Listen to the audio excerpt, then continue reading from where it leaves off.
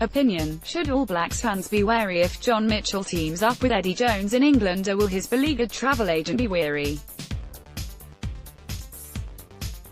Mitchell was fond of overusing the word journey when he was All Blacks coach 15 or so years ago. But his own Odyssey rivals Gulliver and Marco Polo since he removed the last round of tape from that famous bare forehead and impressive cauliflower ears as a player with Waikato in 1995. Journey, trek, tour or safari, call it what you like, John Mitchell's rollercoaster rugby ride has had more stops than a London tube in peak hour. If Mitchell does get the England defence coach gig, it will be his 15th professional coaching job in 6 separate countries in the last 22 years. It would be easy to dismiss the 54-year-old as a gun for hire whose best years are behind him. But, if as experienced operator as Jones is dangling a role under Mitchell's nose, the Kiwi export must still have something to offer. Mitchell, possessor of one of rugby's steelier stares, has had some good gigs down the year. None bigger than the All Blacks. He was only 37 when appointed in 2001 and still had the mentality of a player without the political savvy needed to negotiate the corporate and media demands expected of an all-black coach. Mitchell's idiosyncratic syntax enlivened many a press conference. Seasoned scribes were left scratching their bald heads when he described Norm Maxwell's leg twinge as a pulling of the old bacon roll. He had some difficulty dealing with more questioning senior players, but many of his All Blacks pack swore by him as an excellent technical coach. Mitchell admitted last March that the All Blacks opportunity came along too early in his career. I could have done with 3 or 4 years with the Chiefs, but you never turn down coaching your country, do you? He told Stuff. Had he been given the same benefit of the doubt granted to Graham Henry after the Cardiff quarter-final capitulation in 2007, it's hard to know where Mitchell would be now. He certainly hasn't stayed anywhere too long. Perhaps he's always had a bad case of itchy feet. Or maybe his strict disciplinarian coaching methods begin to pall after a while in this more player-directed era. Mitchell was fast-tracked into professional coaching after proving himself an astute captain for Waikato in the golden era in the early 1990s and as the All Blacks midweek team leader. In 1996, he became Ireland's forwards coach under fellow Kiwi Murray Kidd. That proved short-lived and Mitchell left for a 3-year stint as head coach of English club Sale Sharks.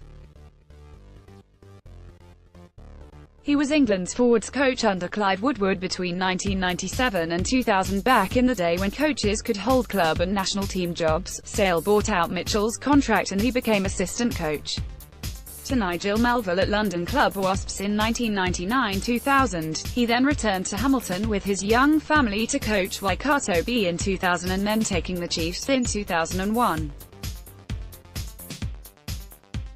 Mitchell got the All Blacks job on the back of a 6th-place finish with the Chiefs, turning to Robbie Deans, who had won Super Rugby, NPC and Ranfurly Shield titles, as his assistant. He had a 82% winning ratio in an era when international rugby had greater depth than now. Mitchell's All Blacks won 23 of their 28 tests, suffered 4 defeats and played out 1 draw. They put 50 points on both South Africa and Australia on the road in 2003 and the World Cup looked theirs to lose, which they duly did, going down to Eddie Jones' Australia 22-10 in the semi-final before Jones' Wallabies went on to lose in extra time to England, coached by Mitchell's old gaffer Woodward. The World Cup was barely over when New Zealand Rugby Chiefs announced they were making the All Blacks job contestable, code that Mitchell and Dean's days were done.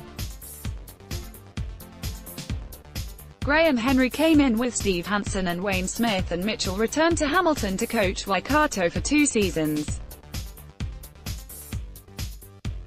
He then had the longest stint of his coaching career, as the foundation coach of Perth's Western Force Super Rugby side between 2006 and 2010. Mitchell was released by the Force in 2010, but quickly picked up a role on the other side of the Indian Ocean, as head coach of the Johannesburg-based Lions.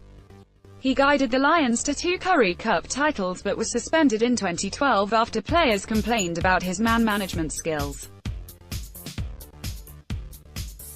Mitchell was cleared of any wrongdoing after a review but later left the Lions to return to England as the Sale Sharks director of rugby. He only lasted a month in Manchester before returning to South Africa, with Sale citing personal reasons for his departure. Mitchell became director of rugby at the University of KwaZulu-Natal in Durban in 2013 and unsuccessfully applied to coach England when Jones was appointed after the 2015 Rugby World Cup. Keen to return to the international arena, he coached the United States in 2016-17, leading them to their first America's Cup Series title.